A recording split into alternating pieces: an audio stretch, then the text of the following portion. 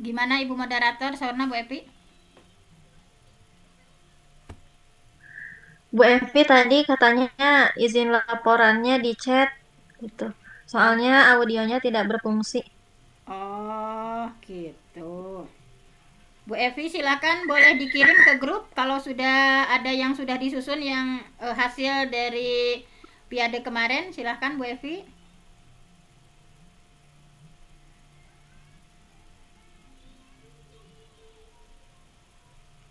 Baiklah, kalau tidak belum ada ya, kita langsung dulu nanti saja maksudnya sambil kita tunggu dikirim ke grup, kita langsung saja pada sesi yang kedua ya.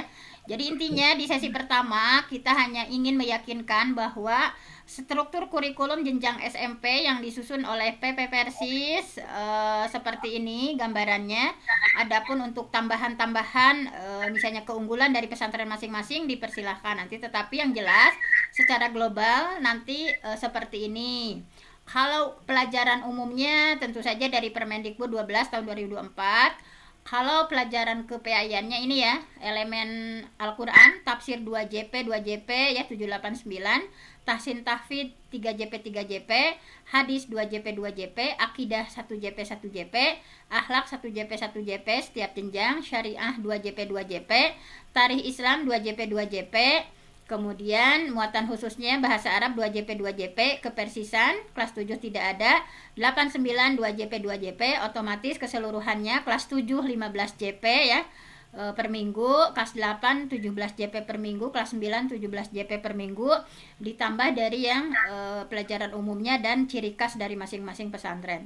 Teh Muti jangan lupa namanya bukan fikih ya, syariah ya, ini sesuaikan. Nah nanti ya Al-Quran sudah betul, hadis, akidah, akhlak bukan fikih ya, syariah nanti disesuaikan. Dan Teh Sipa juga tarikh Islam ya, bukan sejarah peradaban Islam. Ini sudah ditetapkan dari PP-nya, nomenklatur, nama dan sebagainya semuanya menyesuaikan. Nah setelah struktur, apalagi Teh Muti? Tadi itu ini Bu menguraikan kemampuan yang harus dicapai oleh santri atau tujuannya perjenjang kelas, persatuan kelas atau perjenjang. Oh baik, berarti tujuan dari masing-masing elemen ya, diawali dari saya yaitu Quran. Nah di sini kita ingin masukkan dari seluruhnya ya, karena di sini yang disusunnya karena untuk jenjang SMP sehingga topik-topiknya kita buka saja dulu dari mulai SMP yang ilmu Qurannya ya, nanti sekaligus Pak Asa hadis, kemudian selanjutnya akidah, akhlak dan sebagainya ya.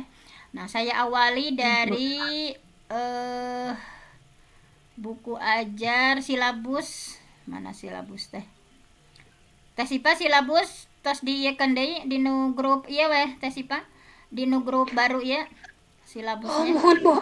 Mohon, Bu. Co- Siap, Bu. coba kita ini, nah hawung itu tadi save nya kusim kuring teh, buku ajar desain KSP rangkaian kegiatan. Sebentar sebentar kita lihat silabus yang sudah disusun ya oleh kita sebagai tim bahan ajar ya, tim silabus. Nah kita buka saja dari, nah ini ya silabus mohon untuk disimak ya oleh seluruh tim dampingan. Nah ini diantaranya silabus yang sudah kita susun, diawali dari Al-Quran ya yang akan saya sampaikan, kemudian nanti akan disampaikan oleh berikutnya. Nah sebentar, nah ini jadi untuk tujuan, nah tujuan pembelajaran dari masing-masing apa mata pelajaran. Nah di sini kami sudah menyusun. Ini kan PAI SMP itu ada 6 elemen ya. Elemen pertama yaitu Al-Quran.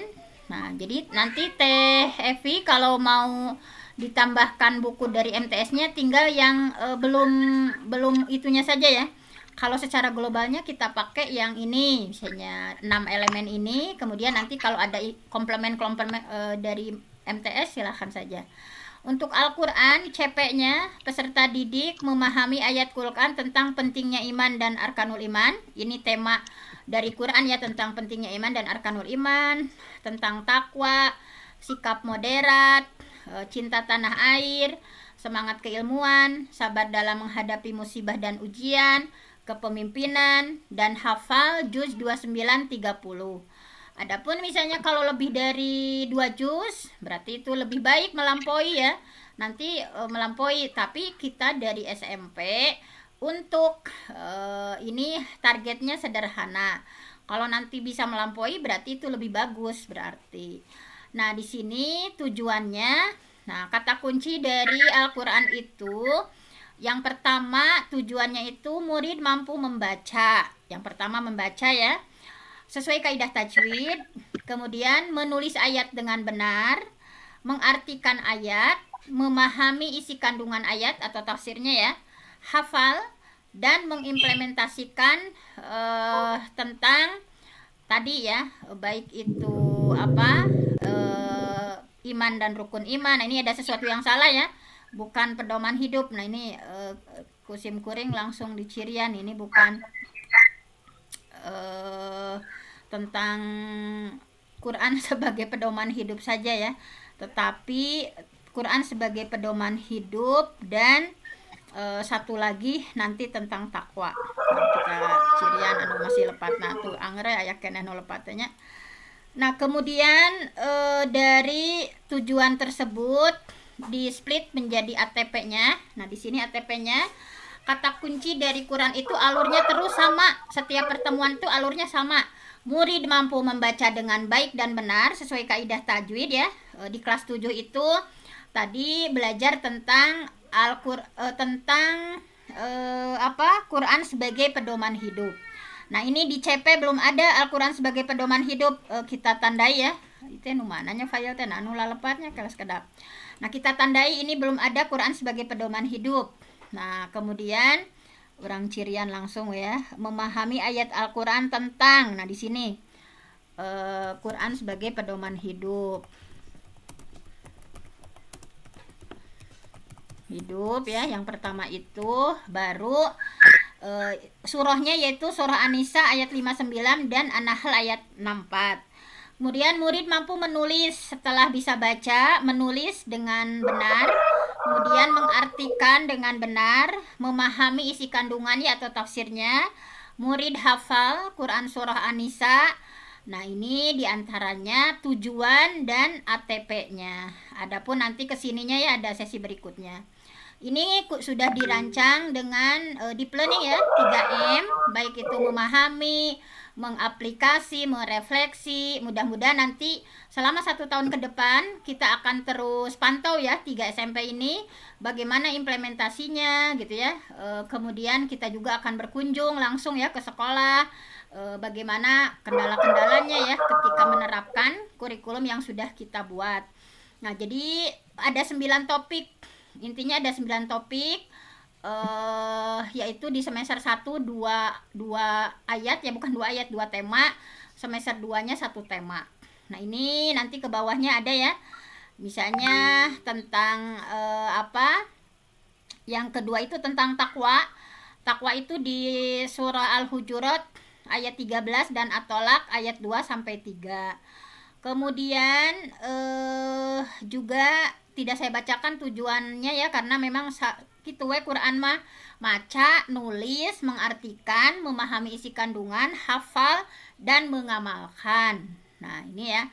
Nah, di sini surah Al-Isra tentang ini ya, tentang sholat tepat waktu. Quran ya, tentang sholat tepat waktu. Kemudian kelas 8 yaitu tentang rukun iman ya, yaitu Al-Baqarah ayat 255. Kemudian tentang sikap moderat, Al-Baqarah ayat 143. Kemudian tentang kepemimpinan, Al-Baqarah ayat 30. Kemudian tentang semangat ilmu, Al-Mujadilah ayat 11. Kemudian tentang cinta tanah air, Al-Qasas ayat 85 dan At-Taubah 122. Kemudian untuk kelas 9-nya tentang sabar menghadapi musibah, Al-Baqarah 155 sampai 156 dan Ibrahim ayat 9. Kemudian nah itu ya untuk Al-Qur'an. Tujuannya hanya satu paket semuanya, maca, nulis, kemudian mengartikan, menafsirkan, dan mengamalkan. Demikian yang sudah kita susun dari elemen Al-Qur'an. Selanjutnya, mangga Al-Hadis. Untuk elemen hadis, Pak Asanya nggak ada Bu, kayaknya live group. Oh, nggak ada ya? Rapat Rupina. Iya. Yes, lah. Saya akan menggambarkan ya yang hadis. Karena hadis dan Quran itu topiknya kebanyakan sama karena satu paket. Karena kalau di SMP umum makan Quran hadis tengah hiji. Kalau kita di Persis dipisahkan. Nah, sehingga topik-topiknya sebagian besar sama walaupun ada topik antara Quran dan hadis yang sedikit berbeda, hanya satu topik entah dua topik yang bedanya. Untuk hadisnya jenjang SMP itu mulai sama ya, hampir sama dengan Quran polanya. Yang pertama yaitu murid mampu membaca, setelah baca menulis hadisnya, setelah bisa menulis hadis mengartikan, kemudian memahami syarahnya ya. Kalau tadi memahami tafsirnya, ini memahami syarahnya, kemudian hafal dan mengimplementasikan tentang topik tersebut. Sama untuk hadis juga ada 9 topik, yaitu tentang iman, arkanul iman, tentang permulaan turunnya wahyu, tentang takwa, tentang perdamaian, toleransi, cinta tanah air, semangat keilmuan, sabar dalam menghadapi musibah dan ujian, serta kepemimpinan. Nah, ini mungkin yang belum ditulis itu harus hafal berapa hadis ya? Hafal titik-titik hadis. Kalau tadi 2 juz, sekarang di sini belum terkemot ya oleh kita tepatos ya hadis. Nah, kita cirian. Nah, ini hafal berapa hadis, nanti mungkin ada masukan-masukan ya dari masing-masing jenjang. Nah, di sini sebetulnya kami ya, seluruh elemen itu kita menggabungkan antara kurikulum Kemendikbud dengan kurikulum ciri khas kepersisan.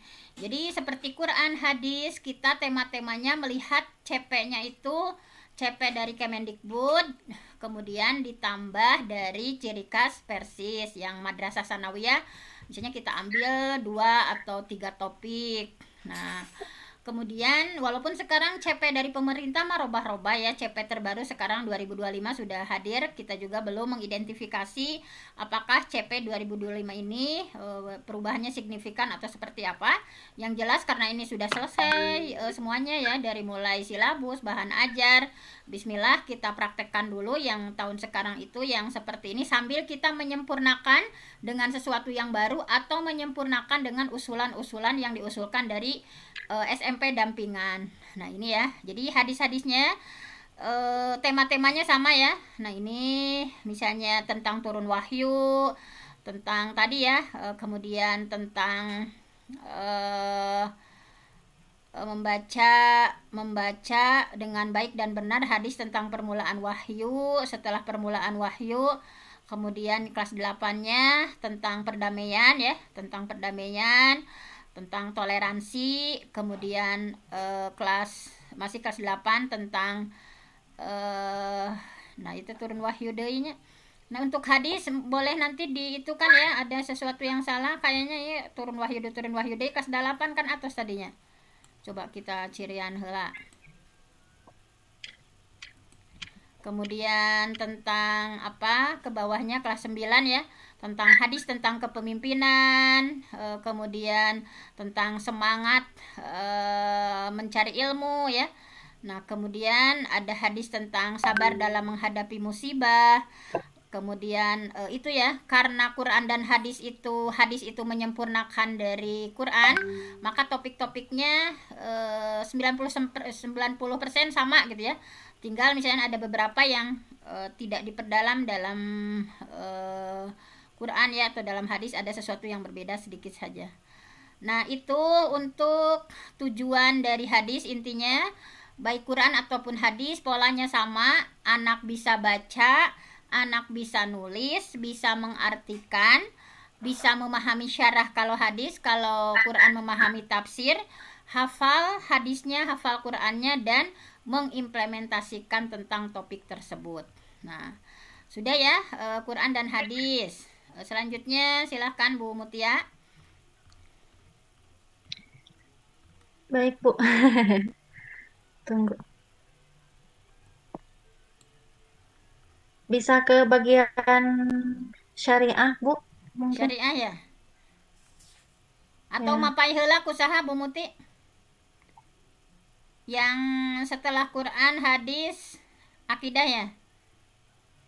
Akidah Oh, dulu. ya itu Bu, sama tes Syifa bukan ya? Ya, silahkan Teh Syifa untuk akidahnya.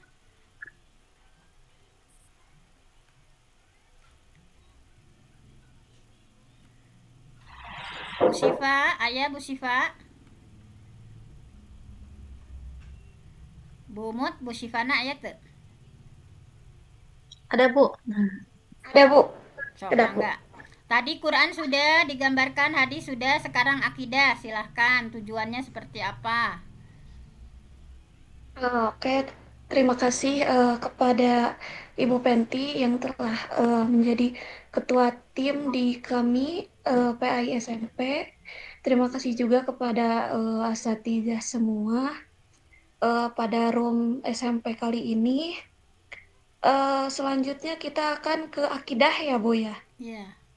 Ya, nah untuk akidah di sini capaian pembelajarannya adalah peserta didik memahami rukun iman dan hal-hal yang dapat meneguhkan iman. Jadi di sini untuk capaian pembelajaran ini semua kelas ya dari kelas 7, 8 sampai 9 gitu.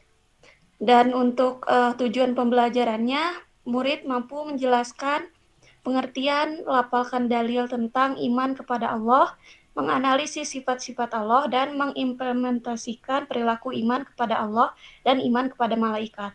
Nah, ini untuk kelas 7 semester 1 dan 2.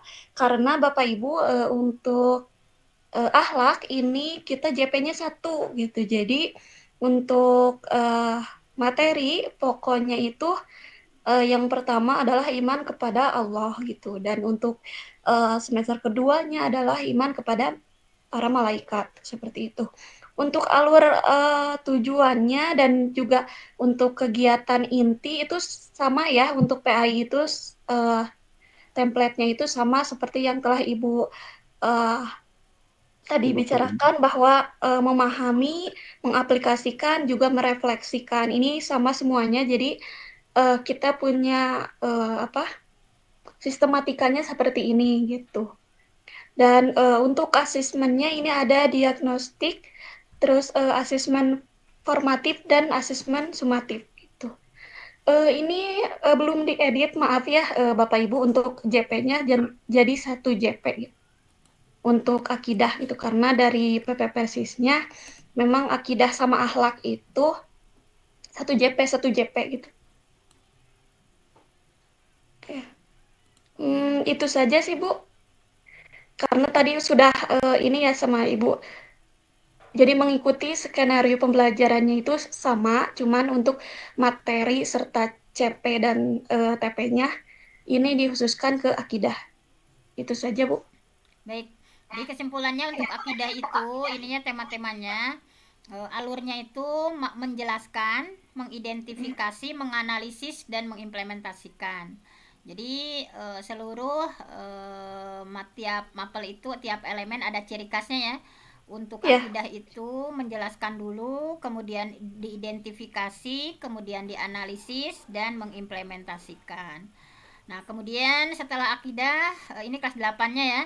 Kelas 8 mah iman kepada kitab Allah. Kemudian mana lagi Teh Sipa? Kelas ada Bu di bawah. Ini ya, iman kepada Rasul, Bu. Rukun iman ya, iman kepada Ya. Rasul. Jadi rukun iman itu semua satu jenjang itu hatam gitu. Hatam ya, tentang rukun imannya. Ya, sampai qada-qadar. Iya, kelas 7 hari sampai kiamat. kelas 9 sampai.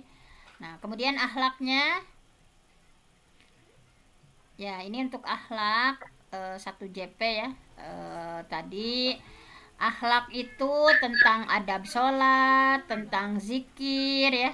Kemudian akhlak mazmumah ya, syirik, nifak, zalim.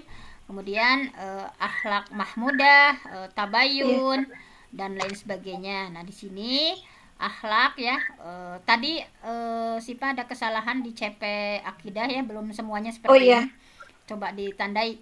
Untuk CP-nya yang akhlak sudah benar ya, bahwa tentang adab sholat, adab zikir, kemudian tentang akhlak mazmumahnya ya, syirik, nifak, zolim, akhlak mahmudahnya, terpujinya, tabayun, kemudian ini ya, nah seperti ini. Nah, untuk alurnya menjelaskan, menelaah, mengimplementasikan dan menguraikan hikmah. Nah, hampir semua kalau akhlak menjelaskan dulu apa itu adab sholat, kemudian menelaah ya, kemudian diimplementasikan, dipraktekkan, kemudian hikmah, misalnya kalau perilaku ya tadi, misalnya hikmahnya apa, hikmah zikir apa, dan lain sebagainya. Ini materinya seperti ini, seperti itu ya tujuan dari akhlak.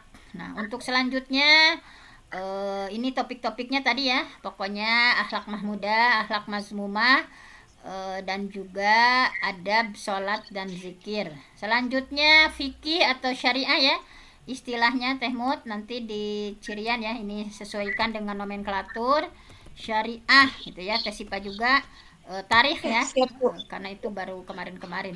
Silakan untuk syariah Ibu Muti, mangga. Baik.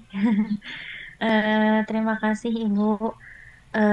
Baik Bapak Ibu, ini tentang elemen syariah dalam PAI jenjang SMP.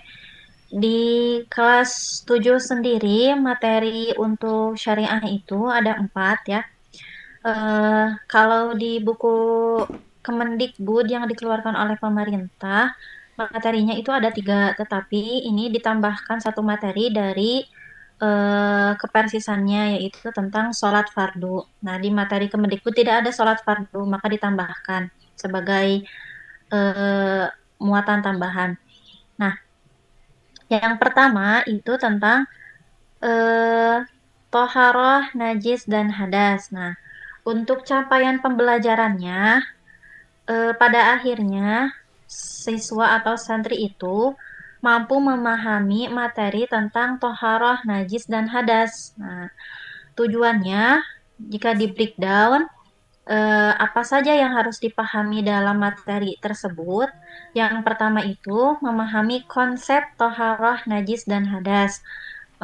Pertama pengertian, kemudian kalau dalam syariah itu ditekankan kan goalnya itu dari versi sendiri, santri atau siswa itu hafal dalilnya, apalagi misalnya jika nantinya mau sebagai apa istilahnya pendai ya, bukan pendai apa Bu? Kadar dakwah. Ya dakwah ya, kadar dakwah, maka dalil itu harus paham dan menguasai. Nah, yang pertama itu tadi penjelaskan pengertian, yang kedua hafal dalil. Hampir di semua materi dari elemen syariah itu harus hafal dalilnya. Yang ketiga, memahami ketentuan, memahami najis dan hadas, serta tata cara menyucikannya. Bisa Ibu misalnya dipraktekkan ya. Misalnya umpamanya di dalam kelas itu mengambil sebuah kotoran yang diumpamakan sebagai misalnya kotoran. Nah, maka kemudian membawa air gitu. Bagaimana cara menyucikannya? Nah, karena kan kelas 7 itu masa transisi dari SD ke SMP ya. Misal ada siswa yang sudah memahami konsep abstrak, ada juga siswa yang belum memahami konsep abstrak sehingga harus dijelaskan secara konkret. Nah, maka dalam elemen syariah harus banyak dipraktekkan. Nah, termasuk juga tentang najis dan hadas. Kemudian membiasakan diri untuk bersuci dari najis dan hadas. Misalnya nanti bisa diberikan kuesioner tentang tentang kebiasaannya di rumah maupun di lingkungan sekitar. Kemudian mendemonstrasikan tata cara bersuci dari najis dan hadas dengan baik dan benar. Nah, di sini juga dipraktekkan tata cara wudhunya, karena itu salah satu bersuci yang paling pokok ya, berwudhu dan mandi janabat. Kalau mandi janabat, implementasinya Bapak Ibu bisa menampilkan praktek misalnya ya, melalui tayangan bagaimana praktek mandi janabat. Nah, kemudian di ATP-nya di breakdown dari tujuan pembelajaran tadi menjadi alur tujuan pembelajaran. Nah, dari menjelaskan pengertian toharo, hafal dalil toharo, menyebutkan macam-macam alat toharo, mampu menjelaskan pengertian tentang najis, macam-macam najis apa saja, kemudian hafal salah satu dalil tentang najis, dan lain sebagainya. Nah, berarti materi pokoknya itu perintah untuk bersuci itu dalil utamanya dari surat Al-Maidah ayat 6. Nah, maka siswa itu harus menghafal Quran surat Al-Maidah ayat 6 sebagai dalil utama perintah untuk bersuci. Begitu. Nah, ini 2 jam pelajaran juga, tetapi karena ada praktek mungkin ya bisa bagaimana Ibu Bapak disiasati, misalnya prakteknya terakhir gitu ya, diselesaikan dulu materi, prakteknya kemudian terakhir. Kemudian bisa ke bawah Ibu Punten ke materi ke bawah. Nah, materi kedua yaitu tentang sholat fardu. Nah, kan tadi ada ya di akhlak tentang adab-adab sholat dan zikir. Nah, kalau di syariah ini lebih ke penjelasan tentang sholat 5 waktu dan zikir setelah sholatnya. Nah, polanya sama, murid memahami pentingnya perintah sholat dan zikir. Nah, sholat itu apa, zikir itu apa, kemudian memahami ketentuan-ketentuan dalam ibadah sholat, misalnya rukun, syarat, kemudian adabnya harus seperti apa tadi, kemudian membiasakan diri untuk sholat 5 waktu. Nah, bisa diberikan kuesioner juga yang harus diisi oleh siswa setiap harinya misalnya ya. Itu bisa digabungkan dengan tugas guru kelas harian ya, jadi sekaligus gitu paket. Kemudian yang terakhir mendemonstrasikan sholat dan zikir dengan baik dan benar, itu bisa dipraktekkan secara berkelompok agar misalnya mengefisienkan waktu di kelas gitu ya. Nah, breakdownnya sama ya seperti tadi, itu hanya didetailkan satu persatu, nah menjadi lebih terperinci gitu.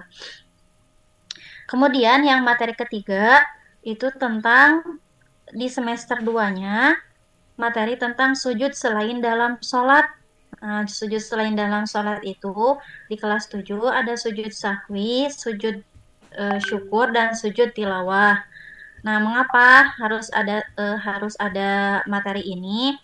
Ini di buku Kemendikbud juga ada, nah di Persis juga ada. Jadi wajib dimasukkan di kelas 7.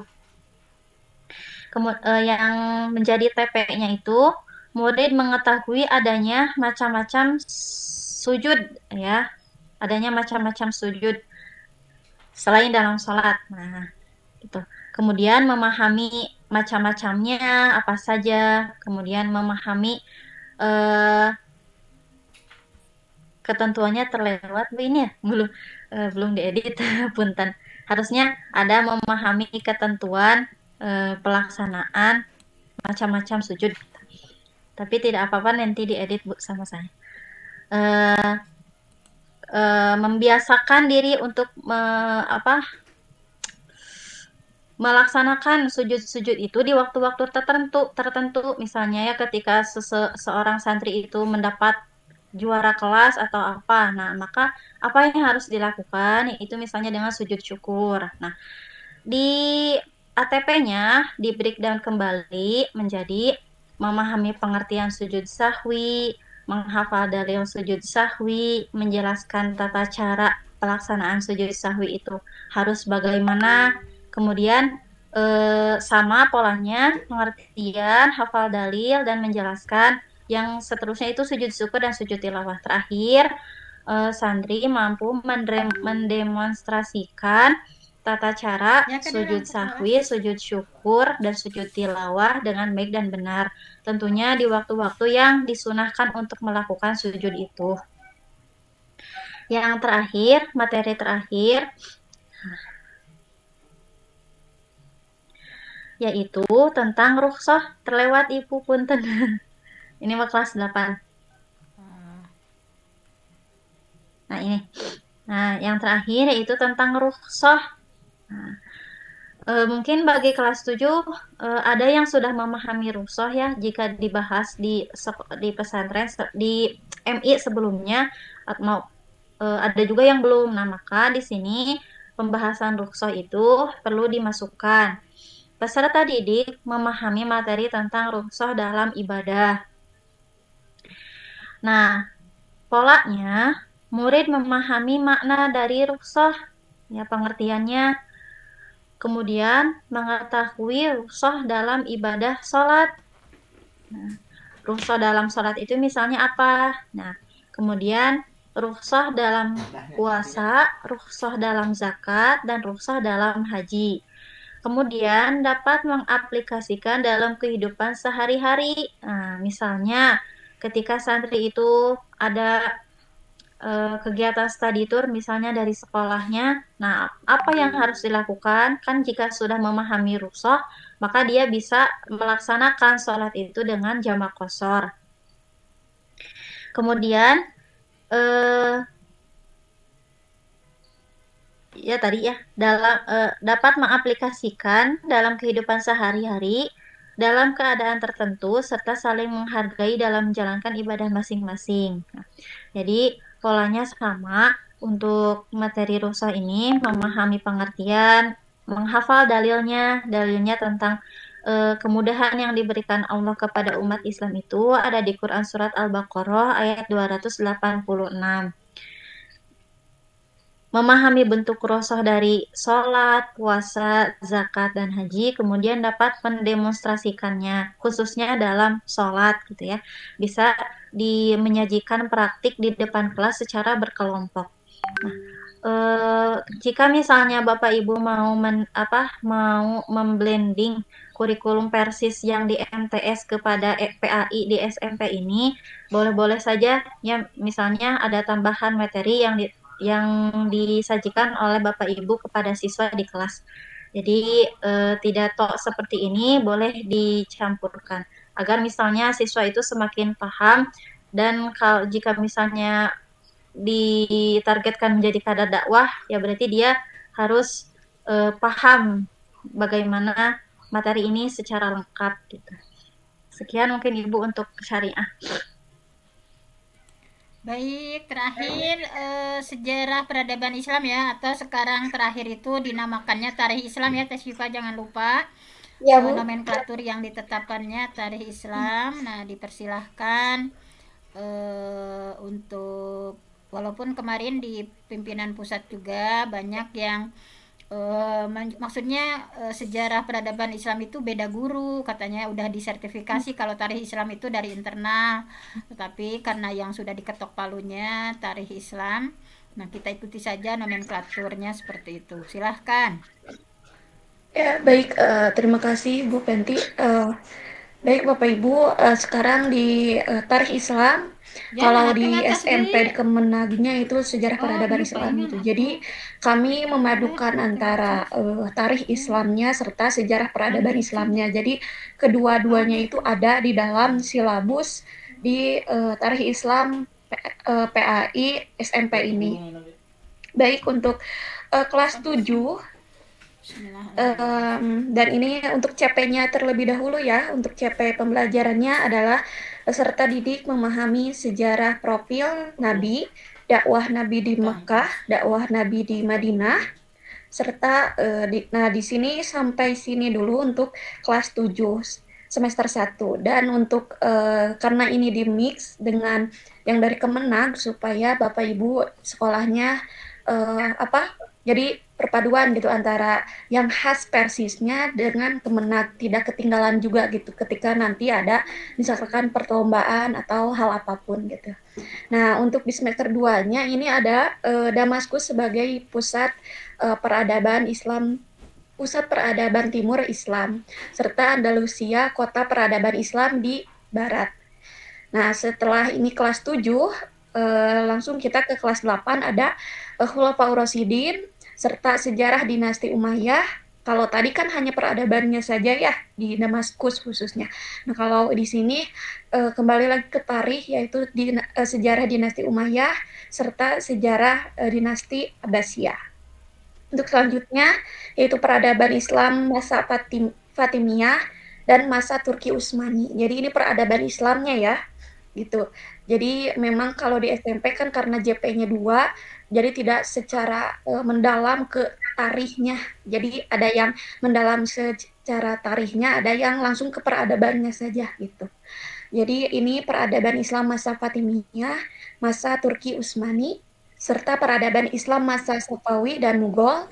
Dan untuk kelas 9 ini khusus gitu ya, adanya masuknya Islam ke Indonesia gitu. Jadi untuk sejarah atau tarikh Islam ini sampai Mughal, dan untuk kelas 9-nya itu masuknya Islam ke Indonesia. Jadi akan membahas tentang kesultanan, terus Samudra Pasai dan sebagainya gitu. Ini untuk capaian pembelajarannya ya Bapak Ibu. Untuk kelas 9. Dan untuk tujuan pembelajarannya di sini ada punten Ibu kaluhur Bu ajar. Kemana Pak? Nu tadi Bu. Nu tadi mana? Iya ya. Murid di atas. Nah, terus tujuan pembelajaran dari kelas 7 ini semester 1 yaitu murid mampu memahami dan menelaah dan merefleksikan tentang profil Nabi Muhammad SAW pada masa jahiliyah. Jadi di sini ada murid mampu memahami kondisi sosial budaya dan agama, karena kalau di pelajaran sejarah dan SKI ini kan tidak mungkin untuk menghafal gitu ya, tapi kita coba untuk lebih ke memahami kondisi sosial budayanya, sehingga nanti akan tergambar suatu misalkan hafalannya di tahun, kan itu yang selalu menjadikan sebuah problem ya di sejarah itu.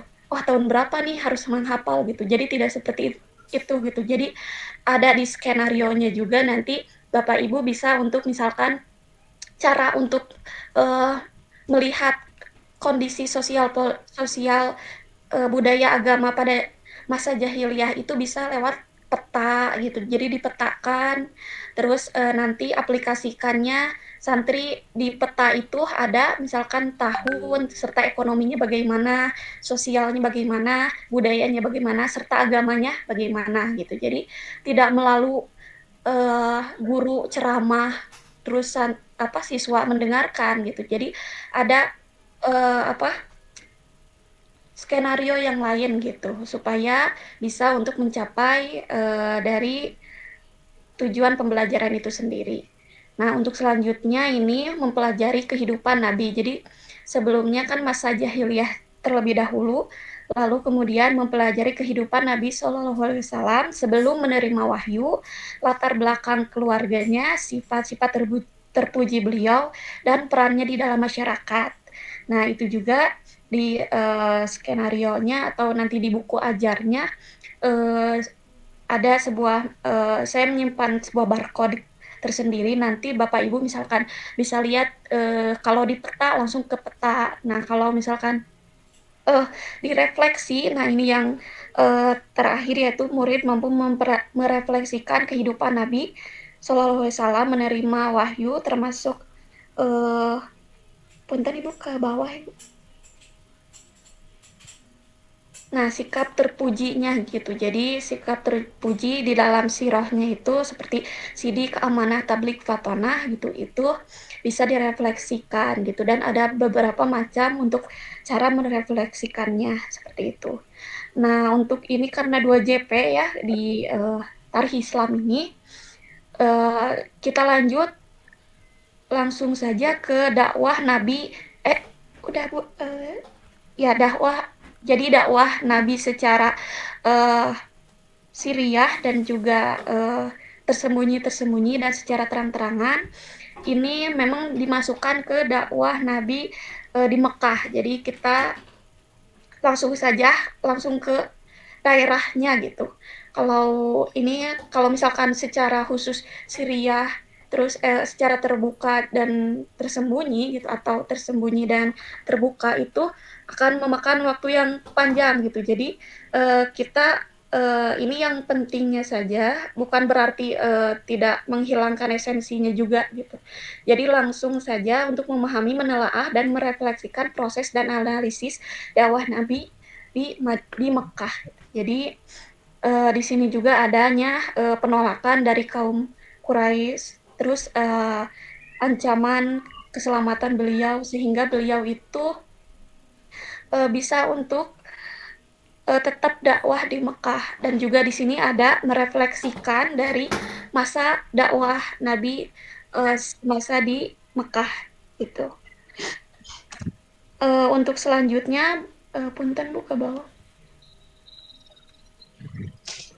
Nah, untuk selanjutnya adalah masa Nabi dakwah di Madinah. Jadi setelah di Mekah, lalu Nabi hijrah.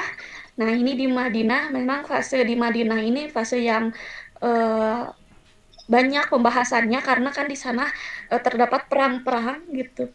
Seperti ada peristiwa besar perang Badar, perang Uhud, perang Madinah dan sebagainya gitu. Nah, di sini murid mampu memahami terlebih dahulu dan selanjutnya untuk mempelajari dan untuk merefleksikan.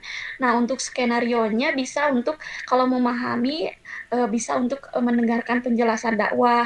Nah, ini bisa juga misalkan Bapak Ibu untuk lihat di YouTube ataupun misalkan telah ada materinya bisa untuk diskemakan gitu, untuk di roadmap gitu buat peta konsepnya. Sehingga bisa mencapai suatu tujuan dari pembelajaran itu sendiri. Dan untuk mengaplikasikannya bisa untuk mengaitkan pengetahuan tentang dakwah Nabi di Madinah itu sendiri gitu. Karena kalau ini dibahas mungkin ya kalau di tarikhnya langsung memang harus 1 semester, tapi kita menjadikan ini intinya saja yaitu di perang Badar, terus perang Uhud, adanya piagam Madinah serta pembangunan masyarakat Islam yang lebih terstruktur dan kokoh, karena di Madinah juga itu menjadi simbol dari pemerintahan masa Nabi gitu. Jadi Nabi tidak memindahkan ke Makkah itu, pemerintahannya tetap di Madinah gitu. Baik Bu, ke bawah, maaf.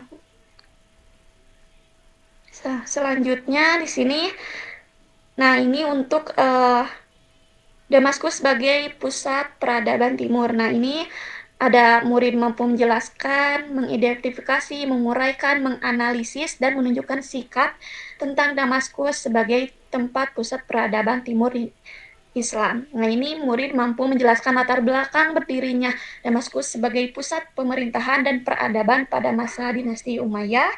Kemudian murid mampu mengidentifikasi faktor-faktor yang menjelaskan Damaskus sebagai pusat peradaban Islam di kawasan timur. Kemudian di sini murid mampu menguraikan kemajuan dari, nah ini yang disorot di peradaban timur ini yaitu kemajuan dari sistem politik, ekonomi, ilmu pengetahuan, seni, dan arsitektur. Punten Ibu, biasa kan ke bawah Bu. Ya.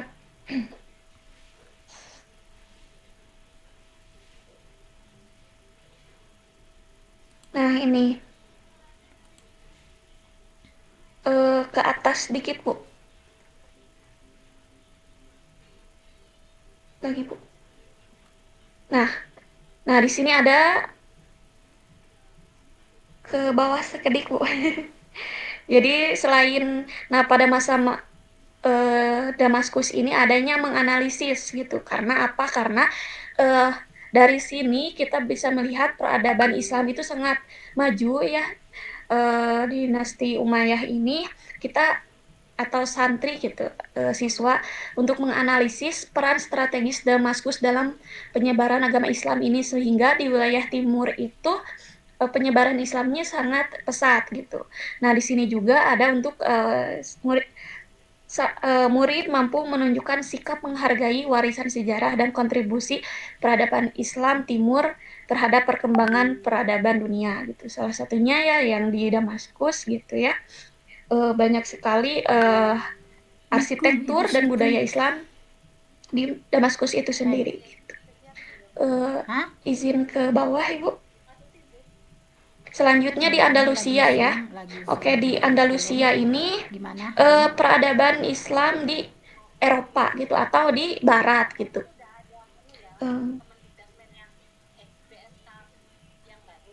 Ibu tiasa ke bawah, Bu, punten.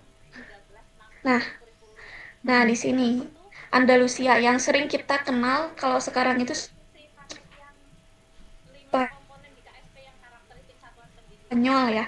Jadi di sana banyak Islam itu termasuknya itu di kota Andalusia, adanya Cordoba, Masjid Cordoba. Nah, itu salah satu warisan dari peradaban Islam di penyebarannya sampai ke Eropa gitu, khususnya di Eropa Barat. Ini murid mampu menjelaskan, mengidentifikasi, menganalisis, dan menunjukkan sikap tentang Andalusia, kota peradaban Islam di Barat. Dan di sini adanya murid mampu menjelaskan latar belakang masuknya Islam ke wilayah Andalusia. Nah, itu karena di timur sudah maju begitu pesat. Nah, ada bagaimana kita mengetahui latar belakangnya masuknya Islam ke Andalusia itu, faktor-faktornya apa saja. Nah, kemudian mengidentifikasi tokoh sementara baru yang itu yang masih dalam perkembangan atau peradaban Islam Andalusia dan kontribusinya terhadap ilmu pengetahuan serta budaya dan arsitektur. Di sini juga kalau nantinya ada tambahan dari khas Persis itu dari Ustadz Tiar sudah menambahkan bahwanya adanya ulama-ulama yang pada waktu peradaban Damaskus dan Andalusia ini sangat mempengaruhi tentang ilmu pengetahuan gitu. Baik, Bu, ke bawah, Bu. Oke. Nah, ini untuk yang kelas 7 dan untuk yang kelas 8 di sini adanya untuk menelaah dan merefleksikan tentang Khalifah Ar-Rasyidin. Dan di sini kembali ke tarikh lagi ya. Jadi tarikhnya itu memahami pengertian Khulafaur Rasyidin itu sendiri, terus mempelajari nama-nama Khulafaur Rasyidin dan masa kepemimpinannya, serta murid mampu untuk merefleksikan kepemimpinan dari Khulafaur Rasyidin. Nah, di sini juga di kelas 8 semester 1 ini di tema Khulafaur Rasyidin juga saya menyematkan proses peralihan gitu. Jadi sebelum Khulafaur Rasyidin ke Umayyah itu adanya kepemimpinan dari Hasan gitu. Karena sesudah dari Ali itu. Jadi masuknya ke bagian tema ini gitu. Ya, cuma Banten yang Jabar. Ke bawah lagi, Bu. Banten. Nah, setelah itu baru kita masuk ke dinasti Umayyah. Jadi langsung berurutan ya gitu untuk tarikh Islam ini gitu. Sesudah dinasti Umayyah langsung dinasti Abbasiyah. Coba minta file-filenya saling berkirim itu. Oke, sudah Abbasiyah langsung ke peradaban Islam. Nah, ini peradaban Islam di Fatimiyah ini atau 3 kerajaan yang masyhur ini udah beda modulnya ya, sangat ini adalah peradabannya saja gitu, kecuali yang Turki Utsmani. Nah, ini diceritakan secara sirahnya dulu gitu. Lalu kemudian peradaban Islam yang ada di dinasti tersebut apa saja, seperti Safawi, Mughal gitu yang ada di India. Nah, itu diutarakan tentang peradaban Islamnya gitu. Memang tidak secara mendalam ya, kalau misalkan Safawi kan merujuknya kepada Syiah gitu, tetapi ini kita lihatnya peradabannya saja gitu, atau di Fatimiyah juga gitu. Begitupun di Mughal. Jadi kita lihatnya masa peradaban Islam di sana dan adanya sebuah ilmu pengetahuan dan juga sebuah arsitektur di sana. Begitu. Dan untuk terakhir kelas 9 itu adalah masuk Islamnya ke Indonesia. Nah, di sini Ibu punten paling bawah kelas 9. Ini dikhususkan karena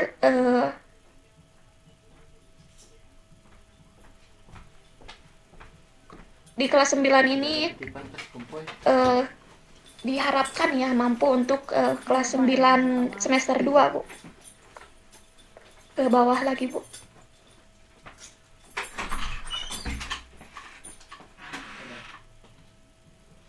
Lagi, Bu. Satu kali lagi di bawah. Nah, ini. Nah, mampu untuk menjelaskan deskripsi, mengaitkan dan merefleksikan tentang masuknya Islam ke Indonesia. Nah, di sini Ibu punten di bawah lagi dikit. Nah, udah, Bu. Ke atas dikit, Bu. Nah, sudah. Nah, udah. Nah, jalur masuknya Islam ini sebagaimana tadi kan ada yang merefleksikan gitu dan memahami. Nah, ini masuk jalur Islamnya itu diceritakan juga jalurnya seperti apa, perdagangan, perkawinan, serta pendidikan atau ilmu pengetahuan lewat pesantren gitu. Kalau dulu kan belum ada kata pesantren, ya adanya mengaji gitu atau pondok gitu. Nah, di sini juga ada yang jalur masuknya lewat kesenian serta dakwah. Nah, di sini juga ada peran ulama dan wali songo dalam menyebarkan Islam gitu. Di sini juga adanya kerajaan Islam awal di Indonesia seperti Samudra Pasai, Demak, Aceh, dan lainnya. Serta pengaruh Islam dalam budaya, bahasa seni, dan sistem sosial di Indonesia gitu. Jadi untuk mengaplikasikannya siswa ini bisa misalkan diberi kelompok lalu ditetapkan topik-topiknya itu misalkan jalur perdagangan apa supaya kita meminimalisir JP-nya ya Bapak Ibu karena kan ini kalau sejarah ini banyak gitu jadi bisa untuk lewat antisipasinya lewat kelompok, satu kelompok itu satu tema di dalam pembelajaran itu misalkan lalu nanti dipresentasikan dan juga direfleksikan gitu. Itu mungkin yang bisa saya sampaikan, Bu. Silakan, Bu, kembali lagi ke Bu Penti, Muti. Siap. Terima kasih Teh Sipa. Kumaha Teh Muti? Ayeuna naoneun? Peminu AASA atas, Bu. Atos? Hadis oke atas punya tadi, Bu. Atos hadis tadi atas Quran? Ya. Diskusi Ibu terakhir mah. Diskusi ya. Silakan. Untuk Bapak Ibu. Atos ada yang nama diskusian atau napi AI assessment? Oh iya, terakhir asesmen penilaian. Baik, karena kita waktunya sampai setengah 12, kita diskusi terlebih dahulu ya. Teh Muti sebagai moderator silahkan satu termin saja. Setelah diskusi nanti kita akan masuk pada asesmen atau penilaian pada uji coba kurikulum Persis. Mangga. Silakan Bapak Ibu jika ada yang mau ditanyakan terkait silabus dan bahan ajarnya. Mungkin bahan ajar Bisa kita langsung share screen-kan di-unmute aja ya. sebentar ya Teh Muti. Bahan ajar sebelum Oh, iya. ada yang bertanya karena belum di-share-kan ya untuk Oh bahan ya, mungkin untuk silabus dulu ya Bu ya. ya ini tadi silabus ya untuk bahan ajar secara selintas saja. Nah ini buku ajar kelas 7 semester 1 dan 2. No iyanya. Nah karena bahan ajar itu yang baru kita selesaikan, bukan selesai dalam arti sempurna ya, yang masih perlu penyempurnaan. Kelas 7 dulu semester 1 dan 2 ini seperti ini nanti bahan ajarnya ya. Quran diawali dari ada infografis terlebih dahulu, kemudian ada pantun-pantunnya dulu sebagai pemantik, kemudian ada tazakur ya, setelah tazakur kemudian ada titik fokus, kemudian ada mengartikan ya, mengartikan. Nah, anak disuruh untuk mengartikan ya sesuai tabelnya. Kemudian ada identifikasi tajwid. Nah, gimana tuh acan diedit bagaimana? Identifikasi tajwid, kemudian setelah identifikasi tajwid kemudian tafsir sedikit ya tentang tafsirnya, kemudian hadis pendukungnya, kemudian isi dari tadi ya tentang Al-Quran, fungsinya, fungsi hadis terhadap Al-Quran, baik bayan tafsir, bayan tasyri dan lain sebagainya. Nah, ini mohon maaf ya, ini yang belum keedit, insya Allah kan masih dalam pengeditan ya. Kemudian perilaku semangat mendalami ilmu ya, berdasarkan Quran surah An-Nisa. Nah, ini seperti ini. Kemudian ada instruksi menghafal, instruksi sesi menghafalnya, ada teknis menghafalnya, kemudian ada kisah inspiratif, uswatun hasanah, kemudian profil pelajar persisnya, kemudian rangkuman. Nah, ini rangkumannya seperti ini. Nah, ada uji kompetensi, walaupun uji kompetensinya belum seperti yang digambarkan oleh Ustadz itu ya, belum sampai metakognitif, baru sederhana seperti ini.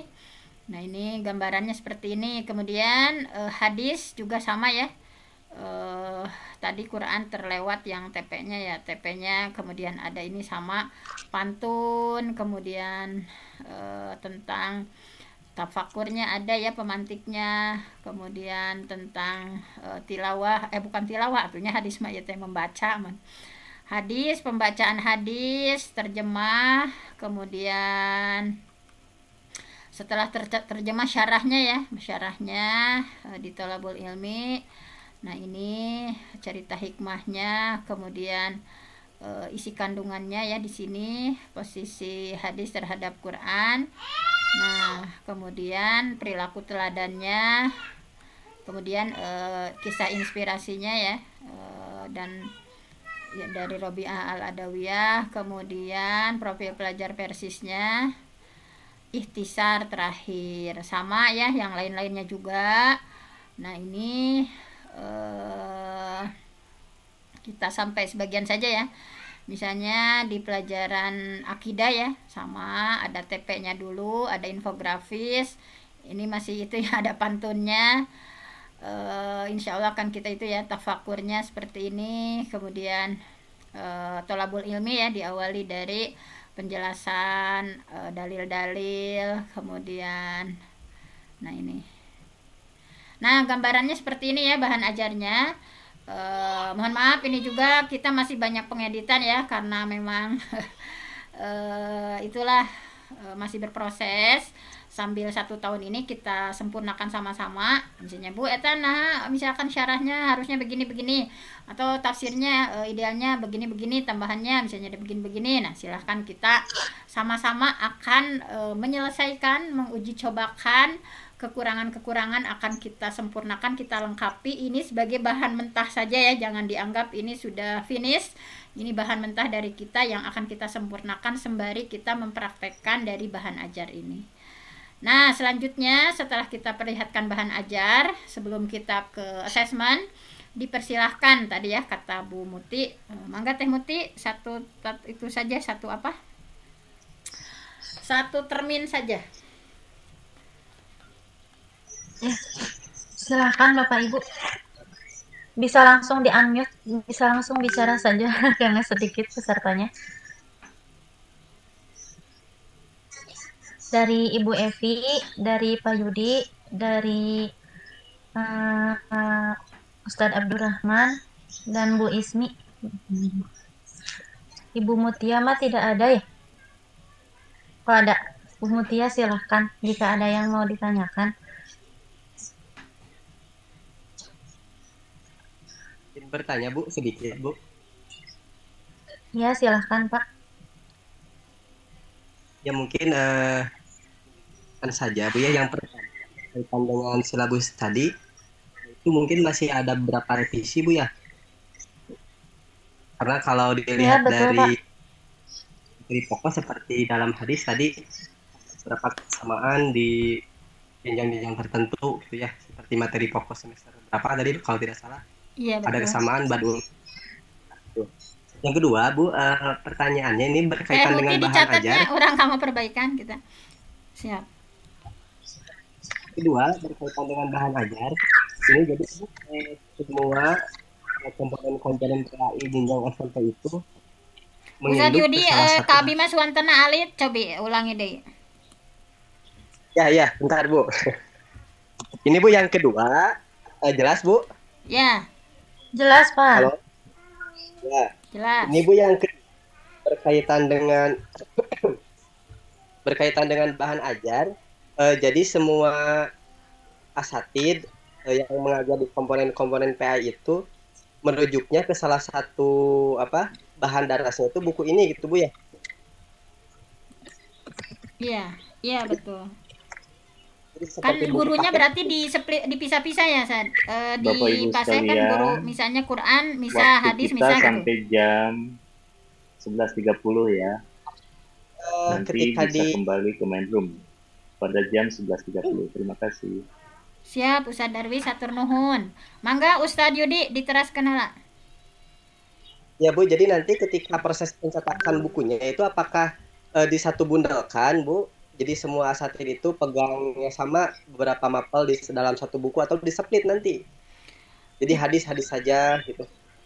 Nah, itu berarti kita baru disatukan ya. Teh Mut sabaraha lemar kita teh anu dihijikeun sadaya teh? Teh 360, Bu. 300 Bu. 300 lebih. 300 ya. 300 halaman. Kalau 300 memang biasanya satu buku kan, misalnya anu Ya. Kemendikbud ge nya. Iya, Ya. harus Bu. Itu satu kelas Bu. Jadi kelas 7 semester 1 sama semester 2. Iya. Jadi Ustadz Yudi memang rencananya karena kalau di split itu terlalu tipis, jadi kita di splitnya per semester. Misalkan semester 1 6 elemen tadi ya. Quran, hadis, akidah, akhlak, syariah dan tarikh Islam. Semester 2. Nah, jadi seperti itu memang karena SMPIT di Persis itu gurunya beda-beda ya. Nanti misalkan teh kahoyong Ustadz Yudi mah hoyong sa pelajaran gitu. Mohon Bu, jantan kan ada benten-benten asatid Bu nya. Setiap mapel itu berbeda gitu Bu. Mungkin lebih enak gitu Bu ya kalau setiap asat itu punya pegangan per mapel gitu. Itu mungkin hanya pandangan saya saja gitu Bu, minta pandangan yang lain juga gitu, bagusnya seperti apa. Baik mungkin kalau misalnya sambil ini kan baru selesainya kelas 7 saja. Misalkan ke depan di 1 tahun sekarang itu kita juga sambil menggarap kelas 8 dan kelas 9, tapi karena yang diuji cobakan itu hanya untuk kelas 7 ya. Jadi untuk sementara Ustadz Yudi mohon maaf, untuk sementara itu memang satu buku dulu. Kalau paling tidak misalnya dibedakan itu semester 1 dan 2, tapi ke depannya kalau misalnya masukan dari seluruh asatidnya ingin dipisah per mapel, nah insya Allah kita ya sembari nanti 7, 8, 9 selesai, nah insya Allah bisa ya per mapel kalau nanti di endingnya, di finishingnya. Tetapi karena uji coba sekarang itu baru kelas 7 saja, nah sehingga kalau di split masing-masing itu mungkin terlalu tipis ya dari entah nanti kita masukkan saja ke pimpinan ya kepada kabitar kemudian kepada ketua tim insya Allah seperti apa. Tapi kemarin itu intinya sementara itu di satu bundelkan dulu. Terima kasih masukannya ya nanti untuk masukan ke depan. Sama Bu. Ya, baik. Hatur nuhun Pak Yudi, silahkan yang lainnya. Barangkali ada yang mau ditanyakan. Ustadz Abdurrahman, Bu Ismi, Ibu Mutia, dan Bu Evi.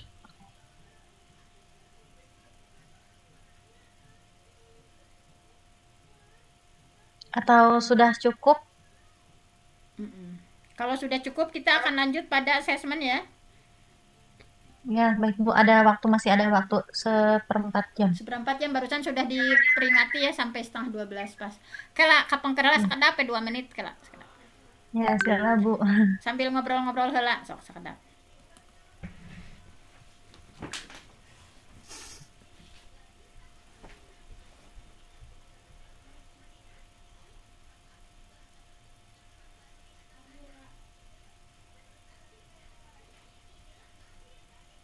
Teh Ismi Raja Polah ya Teh Ismi.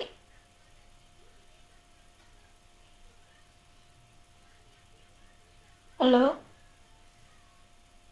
Oh, betul Teh Sipa. Dengan rancangan ya. Sehat Teh Sipa. Alhamdulillah kumaha sehat Teh Ismi. Ayo Teh Sipa katasik deui. Ayo. Insyaallah langke ke sekolah pengen sareng Bu Penti sareng Teh Muti sareng Siap Teh. sanesna.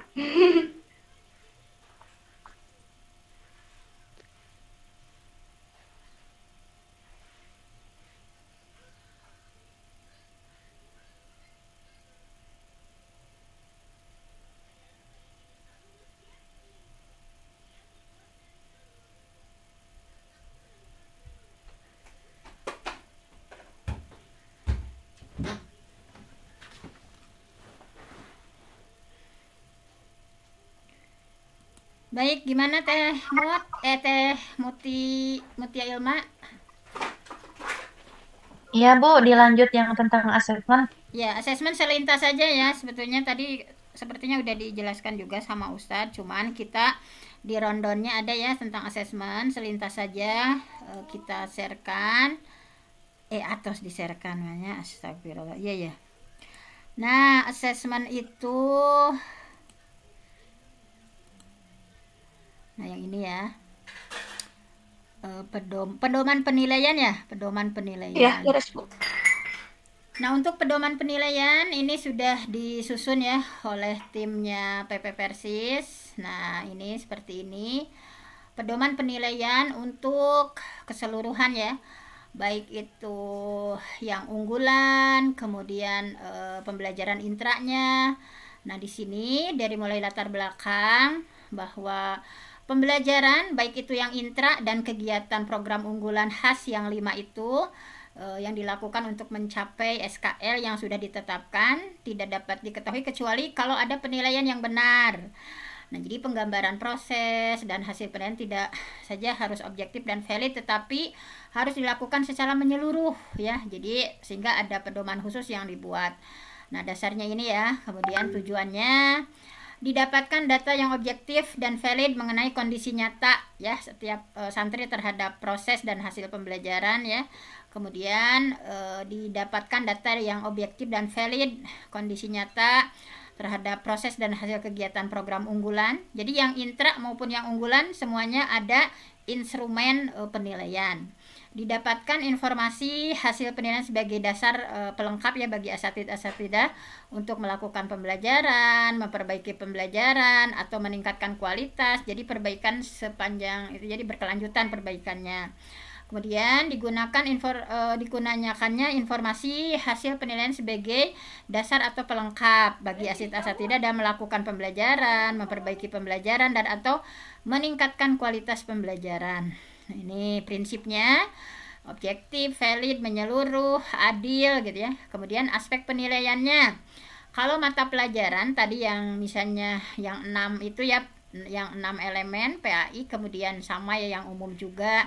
Tapi ini khusus untuk yang ke-PAI-an mungkin ya yang disusun ini. Yang pertama penguasaan santri terhadap materi. Nah, jadi penguasaan santri terhadap materi itu harus jadi kedalaman terhadap pengetahuan itu ditargetkan mencapai pada higher order thinking skill ya. Jadi materi misalnya tadi fikih atau syariah atau Quran harus sampai higher order thinking skill. Ini sesuai dengan amanat dari deep learning ya, pembelajaran mendalam. Sehingga untuk pengetahuan rentangnya itu pengetahuan faktual 10%, kemudian konseptual 35%, prosedural 45% dan metakognitif 10%. Kadang kita mengajar baru sampai prosedural saja ya, belum sampai metakognitif. Kemudian untuk penilaian pengetahuan ini ya, kemudian untuk sikap. Nah, sikap juga tentu saja dinilai dengan sesungguh-sungguhnya ya. Misalnya teladan dalam berbuat baik, itu dinilai disiplinnya, dinilai kerja keras, tanggung jawab. Nah, untuk teladan ini, nah diantaranya yang dinilai ya, ada indikator kejujuran, misalnya apakah santri tidak berbohong, tidak menyontek, bersikap adil, tepat janji, menjadi contoh ya. Yang pertama di lingkungan kelas dan sekolah, misalnya pribadi yang bertauhid, ibadah wajib dan ibadah sesuai Quran Sunnah gitu ya, amar ma'ruf nahi munkar, muhasabah.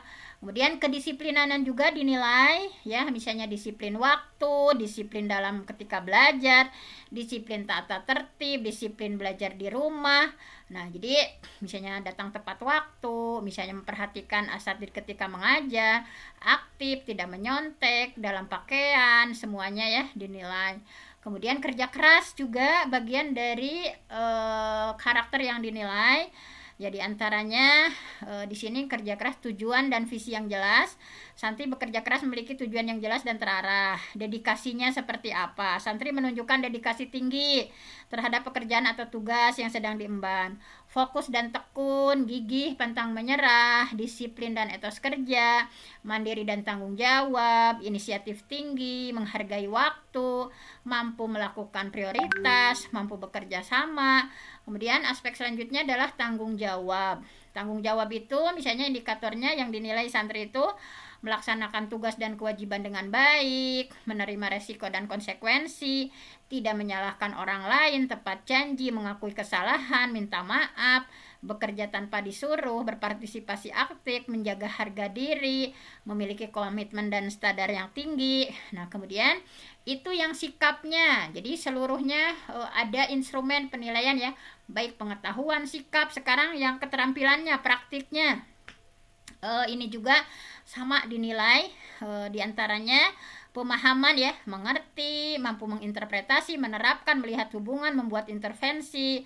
Kemudian intensitas melakukan praktiknya, kekuatannya seperti apa, apakah intensitasnya menunjukkan seberapa kuat atau seberapa hebat sesuatu yang dilakukan santri, intensitas suaranya, gerakannya. Nah itu ya ketika praktik.